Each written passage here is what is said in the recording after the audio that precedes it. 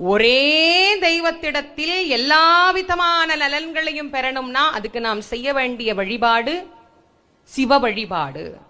சிவ வழிபாட்டை நாம் எடுத்துக்கொண்டு சிவபெருமானை நாம் வழிபட ஆரம்பித்தால் எல்லாம் சிவமாக நமக்கு தெரிய ஆரம்பிக்கும். எல்லாம் சிவம் என்றால் எல்லாவற்றிலும் இருக்கிற அன்பை நம்மால் உணர முடியும். எல்லாவற்றிற்குள்ளேயும் இறைவன் இருக்கிறார். அந்த இறைவன் சிவத்தின் வடிவமாக இருக்கிறார். சிவபெருமானை வழிபடுவதனால் இந்த உலகத்தில் நமக்கு ரெண்டு இல்லாமல் போகும். என்ன இல்லாமல் போகும்? சிவபெருமான கும்பிட்டா ரெண்டு இருக்காது. ஒன்னு பிறப்பு, இன்னொன்னு இறப்பு. பிறப்பும் இறப்பும் இல்லாமல் இருக்க வேண்டும் என்றால் சிவ வழிபாடு ஒன்றே அதற்கு துணை செய்யக்கூடியது.